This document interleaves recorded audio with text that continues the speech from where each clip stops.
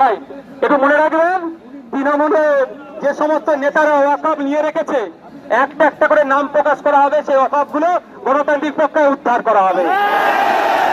মাইকের সামনে এসে দিল্লিতে প্রোগ্রামের জ্ঞান দিচ্ছ, তোমার আশপাশের লোক কবিকে কোথায় কত শতক জায়গা বিধানসভার মধ্যে কোন মন্ত্রী কোন শাসকের বিধায়ক জায়গার ওয়াকফ লুট করে রেখেছে সে তথ্য আমরা বার করছি। ৭৫,০০০ বিঘা সম্পত্তি আটটিআই আছে আমাদের কাছে। নানি দাদির গল্প শোনাচ্ছি না, অনেকে কষ্ট হয়, পিঠটা মাইক ধরলে কষ্ট হয় বলে দিচ্ছি। নানি দাদির গল্প শোনাচ্ছি না, তবে নানি দাদিও ভাগ্যক্রমে তৈরি করতে হয় ভাই। আমি বিষয়ে আর যাচ্ছি না। তো ৭৫,০০০ বিঘা ওয়াকফ সম্পত্তি এখনো উদ্ধার করতে পারেনি। রাজ্য সরকার কবে উদ্ধার করবে সেটাও ডেডলাইন বলে দিক। শুকনো দরদ আর চিড়ে ভিজবে না, অনেক হয়েছে। আর আপনাদের দুটো শক্তি বিজেপি তৃণমূলকে বাংলার মানুষ বুঝে নিয়েছে।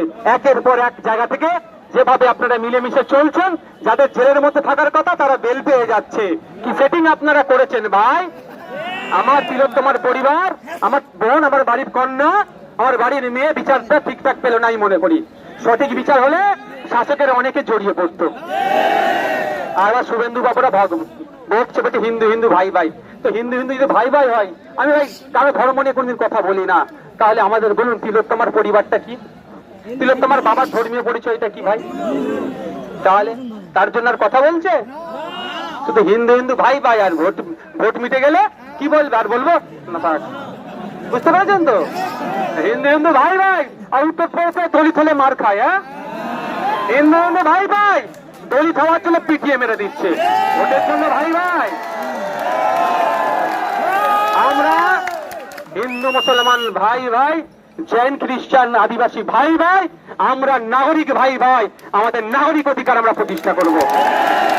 কৃষক আমার ভাই, দলিত আমার ভাই, মুসলমান আমার ভাই, আদিবাসী আমার ভাই, উচ্চবর্ণের মানুষ আমার ভাই, তৃতীয় বর্গের মানুষ আমার ভাই। আমরা মানুষ, আমরা নাগরিক, আমরা ভাই ভাই। আস্তে আস্তে আপনারা বিদায় নিন।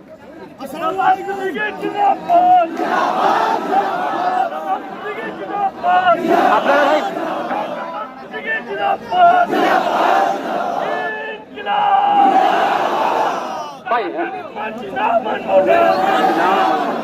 মুসলমানদের উপর দমন পীড়ন হচ্ছে এটা নয়, এদের লক্ষ্য হচ্ছে জমি হালর প্রাইম প্রপার্টি গুলোতে লক্ষ্য হয়েছে পুঁজিপতিদের হাতে তুলে দেবে। আজকে ওয়াকফের উপর হচ্ছে, মুসলমানদের উপর হচ্ছে, কালকে দেবত্ব সম্পত্তির উপরে হবে, পরশুদিন শিখেদের উপরে হবে, তারপর খ্রিস্টানদের হবে, তারপর দিন আদিবাসীদের উপরে অলরেডি হয়ে গেছে একটা পর্যায়ে। ফরেস্ট রাইট অ্যাক্ট 2023-এর নামে তাদের অধিকার কেড়ে নিতে চাইছে। তো বন্ধুগণ, আমাদেরকে ঐক্যবদ্ধ হতে হবে। আমাদের ঐক্যবদ্ধ হয়ে জাত বর্ণ নির্বিশেষে ওয়াকফকে আইনকে প্রত্যাহারের জন্য মাঠে ময়দানে লড়াই করতে হবে শান্তিপূর্ণ ভাবে, এবং সাথে সাথে সুপ্রিম কোর্টে যেতে হবে। একটা জিনিস আমাদেরকে কিন্তু ভুল বুঝিয়ে দেওয়া হচ্ছে, আমরা ওই বারবার আপনাদের বলছি, এই লড়াইটা শুধু মুসলিমদের লড়াই নয়, এটা আর্থসামাজিক লড়াই। সংবিধানের উপরে আঘাত দিচ্ছে তাই লড়াই। তাই সংবিধানের উপরে যারা আঘাত দিচ্ছে, আপনারা তো আমাকে ঐক্যবদ্ধ হয়ে আমাদেরকে সংবিধানকে রক্ষা করতে হবে। সুতরাং কেউ যদি ধর্মীয় তাস খেলতে চাই, আমরা তার ফাঁদে পা দেবো না। বিজেপি তৃণমূল মনে প্রাণে চাইছে এটা ধর্মীয় লড়াই হোক, কারণ ধর্মীয় লড়াই হলে মেরুকরণের রাজনীতি হবে। বিজেপি ভয় দেখাবে, তৃণমূল বলবে বিজেপি চলে আসবে আমাদেরকে ভোট দেয়। এরা দুজনে মিলে এরা যে বাইনারি পলিটিক্স, এটাকে এরা সীমাবদ্ধ রাখতে চাইছে। তাই আজকে এই লড়াই আপনাদেরকে মনে রাখতে হবে, আর্থসামাজিক লড়াই। আর সাথে সাথে আপনাদের বলি, শুধু এই লড়াই এখানে ক্ষান্ত হবে না। আমাদের রাজ্যে 26,000 ছেলে মেয়ের চাকরি বাতিল হয়েছে, মনে আছে? আমার বাড়ির ছেলেরা, বিশ্বজিৎদার বাড়ির ছেলে হতে পারে, লক্ষ্মীদার বাড়ির ছেলে হতে পারে, আমাদের পরিবারের সন্তান হতে পারে। শুধু রাজ্য সরকারের অপদক্ষতার জন্য, ব্যর্থতার জন্য, এসএসসির পর্ষদের ব্যর্থতার জন্য বারবার কোর্ট বলছে যে কারা অযোগ্য কারা অযোগ্য সেই পৃথকীকরণ করে দিন। এরা পৃথকীকরণ না করার ফলে 26,000-এর মধ্যে যারা যোগ্য তাদেরও চাকরি বাতিল হয়েছে। সেই সমস্ত যোগ্য শিক্ষকদের আমাদের পক্ষে আমরা আছি, সেগুলোর ফন্ড আছে। আগামী দিনে রাজপথে তাদের হয়ে তাদের সাথে গলা মিলিয়ে আমরা আবার নামবো। প্রস্তুত আছেন তো নাকি? আর একটা দুঃখের বিষয়, রাজ্য সরকার বলছে এই আইন আমরা এই রাজ্যে লাগু হতে দেব না। ভালো কথা, এই রাজ্যে আজ লাগু না হওয়ার জন্য দুটো দিক আছে রাজ্য সরকারের। একটা, সরকারের প্রধান হয়ে সুপ্রিম কোর্টে মামলা করা, উনি এখনো কিন্তু করছেন না। রাস্তাঘাটে পথে ঘাটে যারা আমরা যখন এই আইনের বিরোধিতা করে আন্দোলন করছি, আমাদের উপর আক্রমণ করছে। আজকে আমাদের ভাঙড়ের উপর দিয়ে, ভাঙড়ের ছেলেরা এখানে এসে পৌঁছায়নি, এইরকম হতে পারে, সেই জন্য ভাঙড়ে আমরা একটা প্রোগ্রাম লাগিয়ে দিয়েছি, ভাঙড়ের ছেলেরা ওখানে প্রোগ্রাম করছে, কিন্তু ওই বাসন্তী হাইওয়ের উপর দিয়ে যারা আসছিল তাদের উপরে পুলিশ আক্রমণ করেছে। তৃণমূল বলছে, মমতা ব্যানার্জি বলছে, রাজ্য সরকার বলছে আমরা এই আইনকে লাগু হতে দেবো না, আর আমরাও কি বলছি ভাই, এই আইনকে লাগু হতে দেবো না। তো তাহলে আমাদের দুজনের সুর কি আলাদা? দুজনের সুর তো এক, তাহলে আমাদের উপরে আক্রমণ হলো কেন, আমাদের আটকাতে হলো কেন? এই বললাম না, যখনই রাজ্য সরকার চাপে পড়ে দিল্লিগামীর ফ্লাইট ধরে, কোন দাদা দিদির সাথে কি সেটিং হয়ে যায় বোঝা মুশকিল। তো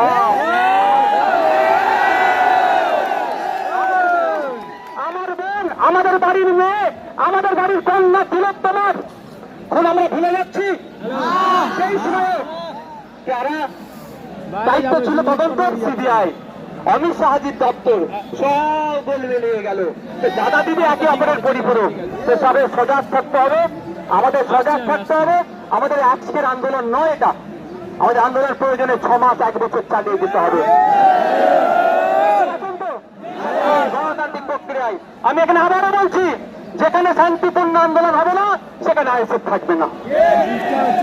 সংবিধান দিয়ে গেছে সেই মহামানুষের আজকে জন্মদিন, আজকে আমাদের ইন্ডিয়ান সেকুলার ফ্রন্টের পক্ষ থেকে তাকে আমরা বিনম্র শ্রদ্ধা জানাচ্ছি এবং তার দেখানো পথকে, তার আদর্শকে, বিভিন্ন মানুষের যে মহামানুষের আদর্শকে নিয়ে আমরা এগিয়ে যাই, তাদের মধ্যে একজন হচ্ছে বাবা সাহেব আম্বেদকর। আপনাদের বলবো, সংবিধান বাড়িতে রাখুন, সংবিধান পড়ুন, আর্টিকেল গুলো দেখুন, অনুচ্ছেদ গুলো দেখুন, তাহলে আপনার অধিকার কেউ কেড়ে নিতে পারবে না। এটা যুক্তরাষ্ট্র ওখানে দাঁড়ান, যুক্তরাষ্ট্র পরিকাঠামোতে আঘাত দিচ্ছে, শুধুমাত্র মুসলিমদের অধিকার নয়, সংবিধানের উপর আঘাত দিচ্ছে, যুক্তরাষ্ট্র পরিকাঠামোর উপর আঘাত দিচ্ছে, এটা আমরা কোনোদিন মেনে নেব না। তাই আমাদের লক্ষ্য হবে সংবিধানকে বাঁচানোর জন্য, যুক্তরাষ্ট্রকে বাঁচানো, যুক্তরাষ্ট্র পরিকাঠামোকে বাঁচানোর জন্য আমাদের এই লড়াই একসাথে লড়তে হবে। আমি একটা কথা বলে শেষ করে দেবো, আমার পাশে কি আছে বলুন? বিশ্বজিৎ মাইতি। আমার পাশে কি আছে? লক্ষ্মীকান্ত হালদার। আমার পাশে কি আছে? সাবির বাবু আছে। আমার পাশে পিয়ারুল আছে। আমার পাশে কুতুব ভাই আছে। আমাদের নাসির সাহেব, শাহাবুদ্দিন সিরাজি, আরো যারা আছে, আমার অনির্বাণ দা আছে, আরো নেতৃত্বরা আছে। তাপস দ্বারা সব মানে কোথায় ভিড় একসাথে অনেকে উঠতে পারেনি। কেন এরা একসাথে আছে? যেটা মুসলমানদের সমস্যা হতে একসাথে থাকতো, সমস্যাটা দেশের, সমস্যাটা সংবিধানের উপর আঘাত দিচ্ছে, তার জন্য একসাথে আছে। আপনারা এখানে আমাদের কর্মী সমর্থক ভিন্ন সম্প্রদায়ের আছে, মমতা ব্যানার্জির ওই জন্যই তো ভয়, মমতা ব্যানার্জিরা চাইছেন এটাকে মুসলিমদের ইস্যু করে দিতে, আর আইএসএফ বলছে ভুল ইস্যু তৈরি করলে হয় তোমাকে আমরা বাইনারি আমরা খেলতে দেব না। মুসলমানের শুধু ইস্যু নয়, এটা নাগরিক ইস্যু। আগামী দিনে দেবত্ব সম্পত্তি গুলোকে এরা খাবে, আগামী দিনে এরা শিখ ভাইদের গুরুদুয়ারাতে সম্পত্তি হয়তো লুটে নিতে পারে, আগামী দিনে চার্চের সম্পত্তিরা লুটে নিতে পারে। আমাদেরকে ঐক্যবদ্ধ হতে হবে, লুটে দিতে পারে। তাই বলবো আপনাদেরকে, আমাদেরকে সজাগ সতর্ক থাকতে হবে, কারো প্রয়োজনে পা দেবেন না। মনে আজকের মিছিল এখানেই আমাদের বাবা সাহেব আম্বেদকরের মূর্তিটি যাওয়ার কথা ছিল, কিন্তু সবই তো বুঝতে পারছেন সাফ হয়ে কামড়াচ্ছে, রোজা হয়ে ঝাড়ছে, বলছে মহতাবকে আটকাবো, কিন্তু এখানে আমাদেরকে আসতে দিচ্ছে না। যাক, সবার শেষে ভাই একটা অস্ত্র আমাদের কাছে রাখতে হবে। অস্ত্রটার নাম কি জানেন? অস্ত্রটার নাম কি বলুন তো? ডান্ডা লাগবে না, ডান্ডা লাগবে না, এইটাকে ঠিক করুন, এটাকে ঠিক করুন। কিন্তু দুর্ভাগ্যের বিষয়, এটা ঠিক করার জায়গাটায় রাজ্য সরকার শেষ করে দিচ্ছে।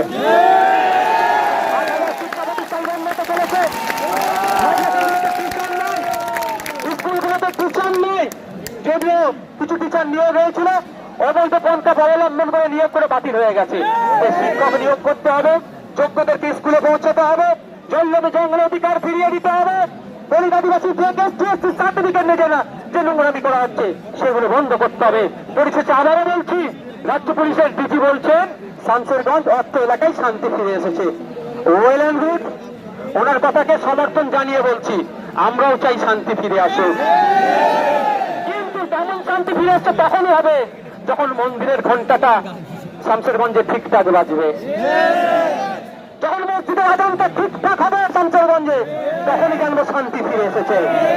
তখনই আমি বলবো শামসেরগঞ্জের এক মুসলিম মারা বলতে পারে রাতের ডুপ্লিকেট ড্রেস পরেছে অত্যাচার চালিয়েছে, বা প্রশাসনের ড্রেস পরেছে অত্যাচার চালিয়েছি, এটা বলা যখন বন্ধ হবে তখনই জানবো শান্তি ফিরে এসেছে।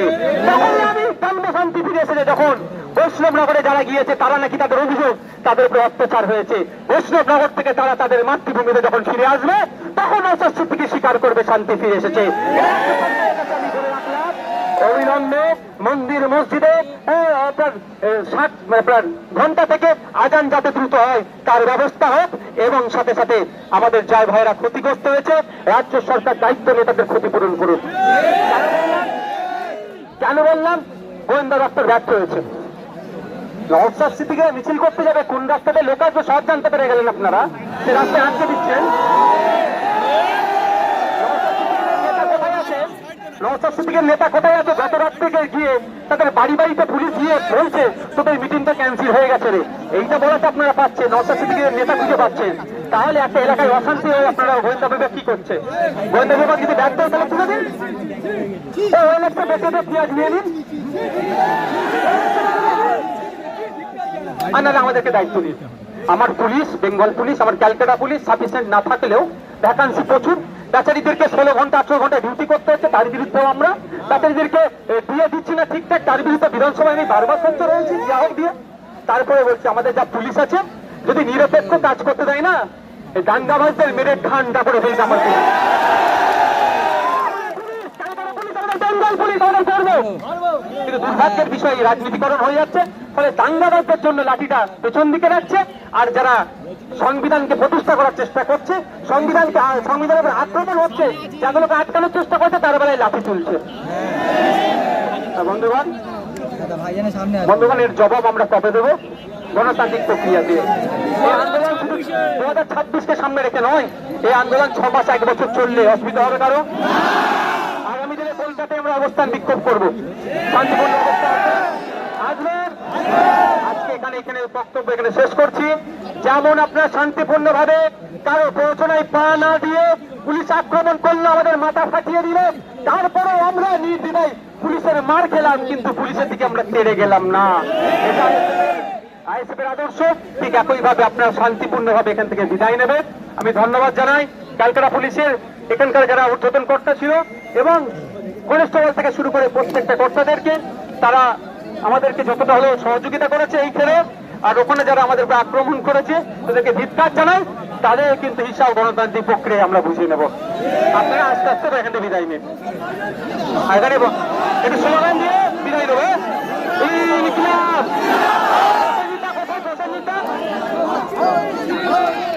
প্রসেনজিৎ কোথায় আছে? প্রসেনজিৎ কোথায়? প্রসেনজিৎ কোথায়?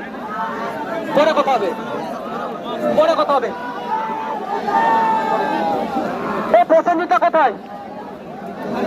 হ্যাঁ প্রসেনজিৎ বলা হচ্ছে আমাদের পার্টির গাইডলাইনের বাইরে কোনো স্লোগান তো আপনারা দেবেন না। প্রসেনজিৎ কোথায়? প্রসেনজিৎ কোথায় আছেন? আমাদের অনির্বাণ ওপরে আসো, অনির্বাণ ওপরে আসো, অনির্বাণ ওপরে আসো, তোপাতে চলে আসো, আমাদের স্লোগানিং হবে। কেউ কই নেই, কই আপনি না এখন।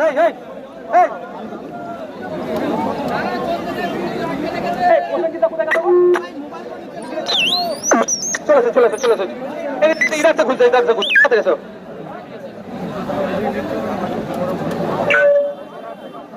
আমাদের পরবর্তী কি কি ঘোষণা দিচ্ছি, কোথায় যেতে হবে আপনারা অপেক্ষায় থাকুন।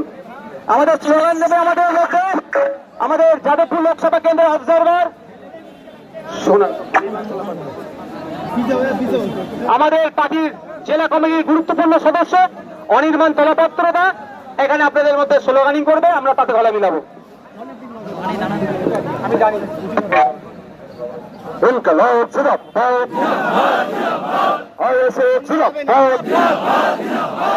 সংবিধান বিরোধী কালা কানুন মানছি না, মানব না। সংবিধান বিরোধী ওয়াকফ সংশোধনী আইন মানছি না, মানব না। অবিলম্বে এই আইনকে ফিরিয়ে নিতে আমাদের সংগ্রাম চলছে।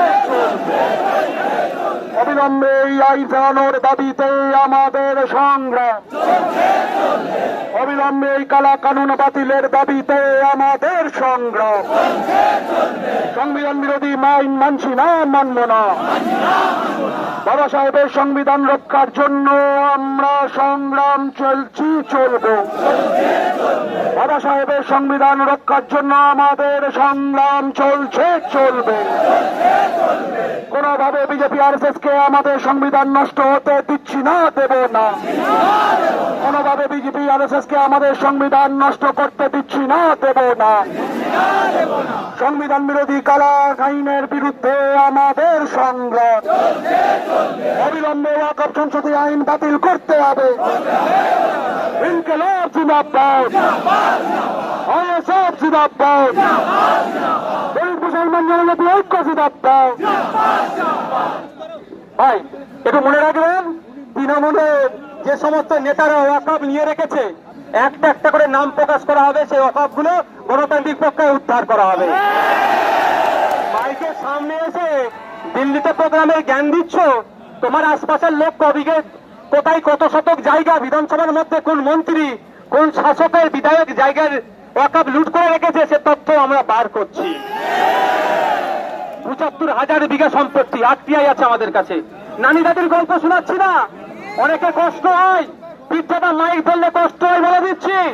নানি দাদির গল্প শোনাচ্ছি না, তবে নানি দাদিও ভাগ্যক্রমে তৈরি করতে হয় ভাই। আমি বিষয়ে আর যাচ্ছি না। তো ৭৫,০০০ বিঘা ওয়াকফ সম্পত্তি এখনো উদ্ধার করতে পারেনি। রাজ্য সরকার কবে উদ্ধার করবে সেটাও ডেডলাইন বলে দিক। শুকনো দরদ আর চিড়ে ভিজবে না, অনেক হয়েছে। আর আপনাদের দুটো শক্তি বিজেপি তৃণমূলকে বাংলার মানুষ বুঝে নিয়েছে। একের পর এক জায়গা থেকে যেভাবে আপনারা মিলেমিশে চলছেন, যাদের জেলের মধ্যে থাকার কথা তারা বেল পেয়ে যাচ্ছে। কি সেটিং আপনারা করেছেন ভাই? আমার তিলোত্তমার পরিবার, আমার বোন, আমার বাড়ির কন্যা, আমার বাড়ির মেয়ে বিচারটা ঠিকঠাক পেল নাই মনে করি। সঠিক বিচার হলে শাসকের অনেকে জড়িয়ে পড়তো। আর শুভেন্দু বাবুরা বলছে বলছে হিন্দু হিন্দু ভাই ভাই। তো হিন্দু হিন্দু যদি ভাই ভাই হয়, আমি ভাই কারো ধর্ম নিয়ে কোনদিন কথা বলি না। তাহলে আমাদের বলুন তিলোত্তমার পরিবারটা কি? তিলোত্তমার বাবার ধর্মীয় পরিচয়টা কি ভাই? তাহলে তার জন্য আর কথা বলছে? শুধু হিন্দু হিন্দু ভাই ভাই, আর ভোট মিটে গেলে কি বলবে? আর বলবো না থাক। বুঝতে পারছেন তো? হিন্দু হিন্দু ভাই ভাই, আর উত্তর প্রদেশে দলিত হলে মার খায়। হ্যাঁ, হিন্দু হিন্দু ভাই ভাই, দলিত হওয়ার জন্য পিটিয়ে মেরে দিচ্ছে। ভোটের জন্য ভাই ভাই। আমরা হিন্দু মুসলমান ভাই ভাই, জৈন খ্রিস্টান আদিবাসী ভাই ভাই, আমরা নাগরিক ভাই ভাই। আমাদের নাগরিক অধিকার আমরা প্রতিষ্ঠা করবো।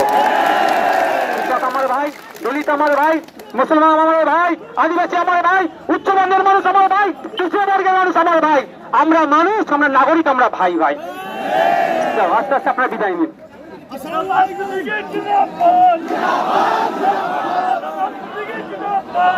আপনারা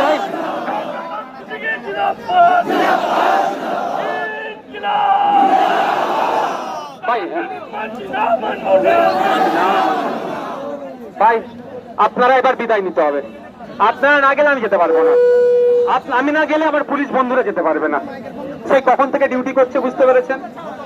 এনারা কতক্ষণ 16 ঘন্টা 18 ঘন্টা ডিউটি করে ফেলছে একদিনে। আপনারা ভাই বিদায় নেন, আস্তে আস্তে বিদায় নিন। কারো প্রয়োজনে পা দেবেন না। আচ্ছা বলবো, সব বলবো, সব বলবো। আবার হ্যাঁ হ্যাঁ আমরা বলবো। চলো আস্তে আস্তে আস্তে আস্তে আস্তে বিদায় নিন। দেবো দেবো ভাই, এবার আস্তে আস্তে করে বিদায় নিন।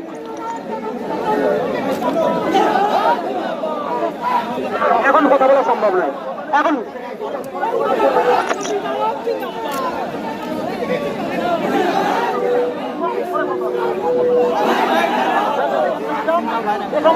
সাথে কি আছে? ওনার গার্জেন কে আছে?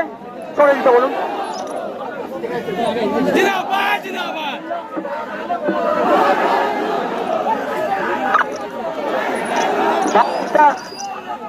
ভাই আমার হাতে একটা পার্স এসে পৌঁছেছে।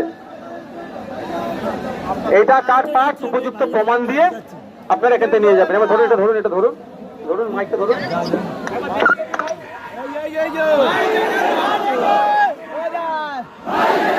সাড়ে সর্বনাশ করে দিয়েছে, মানে পকেট মারেরই কাজ হবে।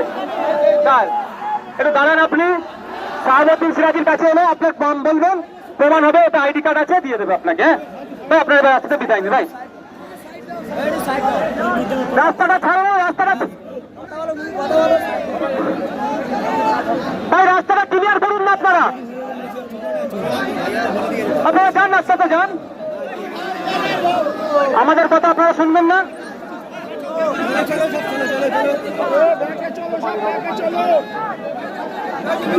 আপনারা আমার কথা শুনবেন না, শুনবেন তো? তাহলে বিদায় নিন। যদি আমার কথা শোনেন, বিদায় নিন। ভাই ভাই, আস্তে আস্তে বিদায় নিন। ভাই ভাই, ওপরে আসুন।